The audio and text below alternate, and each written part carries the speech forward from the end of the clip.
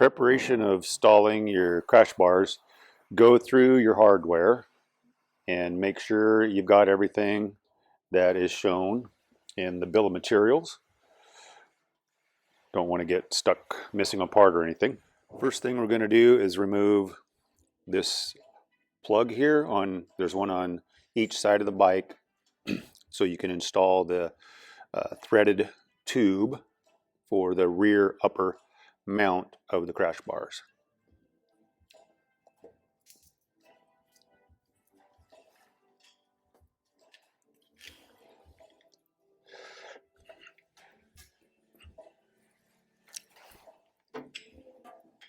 Now insert the threaded tube into the hole.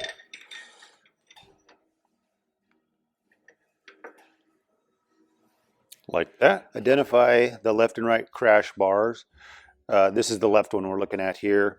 You can see this vertical support bracket stabilizer. It's got that edge built into it to reinforce it. That is the left upper, and I'm just kind of roughly positioning it here so you can kind of get an idea. This back portion here lines up with that threaded tube we just installed. The front lines up with the main motor mount bolt there. It's kind of hiding behind the oil cooler line. And then the bottom down here at the rear upper mounts utilize these M8 by 20 cap screws. There's two of them. They're the longer of the two there. So get those and two washers in preparation of installing the rear mounts on the bars. See, we've got the left side installed loosely. Now I'm going to go over to the right side and install that. This is the right side upper motor mount shown here. Motor mount bolt. We're going to remove that. That is a 17 millimeter. You may need a deep socket to get that off, and it will might be necessary to have somebody hold a wrench on the other side because it is a locking nut. Here's the upper motor mount bolt with the nut removed. We'll be removing this bolt and using the longer one provided in the kit.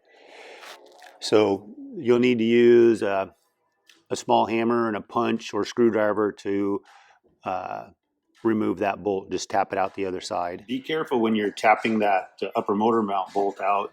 Maybe have somebody on the other side of the bike position the oil line out of the way. I ran into this during my install, that the bolt hit the line and wouldn't go any further. The oil cooler line may be in the way a bit. You can test fit and see how the clearance is. And this line is, it's a metal tube that's protected by rubber sleeve. So it's easy to bend and move out of the way. Okay, there we go. Now take the bolt with the washer, install it. As you slide it in, make sure it doesn't catch on the oil cooler line. Look like once you get the bolt in, just want to make sure that you have good clearance with your oil cooler line, that it's not rubbing on anything. Once you're all done, on the right side, there's the new bolt thread sticking through. As you lift the crash bar into place, make sure that you guide the lower bracket that goes underneath the exhaust into place and get it up in there, and then you can rotate in and get that lined up properly there. And install the original nut. And no need for a washer because it's got a built-in flange on it, as you can see here. M10 flange nut with locking serrations is included in the kit. Use that on your upper mount. Just finger tight initially, leave it loose so you'll have a little bit of play to align the bottom bolts that we're going to do next. Bolts for the lower attachment points right here. With the washer installed, and then you can just get in here, drop it. We had plenty of room to get our bolt started, but as I mentioned earlier, some folks have mentioned that the exhaust is partially in the way. Here I'm using a 5mm Allen wrench to just get in there and turn it, tighten it. But we will be including M8 flange head bolts that you could get a wrench on easier if that's not if you do have a clearance problem. The crash bar mounting bolts. Remove the rear brake fluid reservoir. Use a 4mm Allen to remove this screw here to get out of the way. There is a bracket, relocation bracket provided that we'll be installing in a moment. This will move the reservoir out of the way to allow room for the crash bar. Ready to tighten down all the bolts. The M8s in this location and down here, these are torqued to 25 Newton meters, which is about 16 foot-pounds. The large bolt up here, that is torqued to 50 Newton meters, which is about 35 foot-pounds.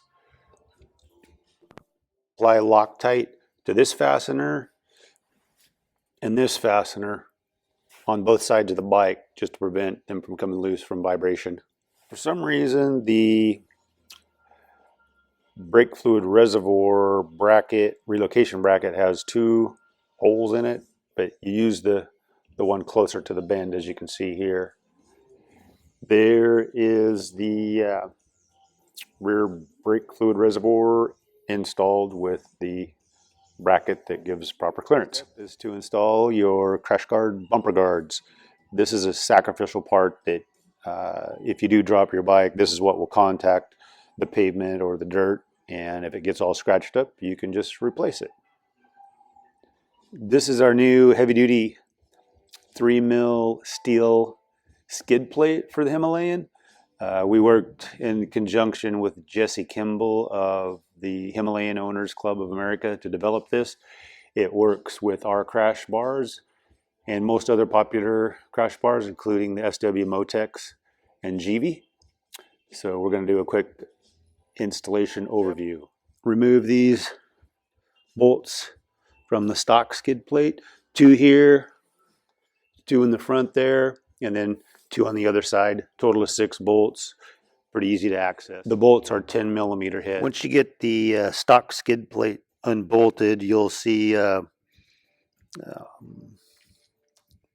canister down here. It's a vapor recovery emissions part. You just pull this strap here off, and then that comes loose. And then there's 2 bolts that hold this. Those use a 3mm Allen to come off. So remove those for now. Unbolt the 2 rubber strap retaining brackets from the skid plate. Those are also 3mm Allen. Remove these and transfer them over to the new heavy-duty skid plate. Use some 2x4s or something similar to hold the skid plate in place so you can access the fasteners for this little check valve. Just helps, or have a friend hold it up for you. One thing to be aware of, the bracket for the check valve has a contour to it to fit the stock skid plate. So you just need to bend it down so it sets flat so you can get the screws started. It's light sheet metal, so it's easy to bend.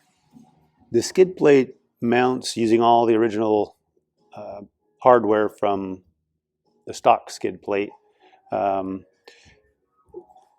We found it was a little tight here. We had to pry the skid plate over the exhaust, and again, the exhausts have quite a bit of variation in their position when they're installed at the factory. So just keep that in mind. It was real easy. We just stuck a screwdriver right down in here and wedged it out slightly. So, and then these 2 bolts back here were a little difficult to get to. There's nice big access holes in the bottom here, you can see. And we found using a ratcheting box end wrench like this really helped. Once you got it on there, you can just kind of ratchet it on pretty quickly. If you're running aftermarket crash bars. This bolt right here, the lower right side front, is kind of a bear to get to. Again, we used ratcheting box end wrench to get that in there. Kind of put the bolt in the wrench and then fished it up in there and got it to start. So yeah, that is about it.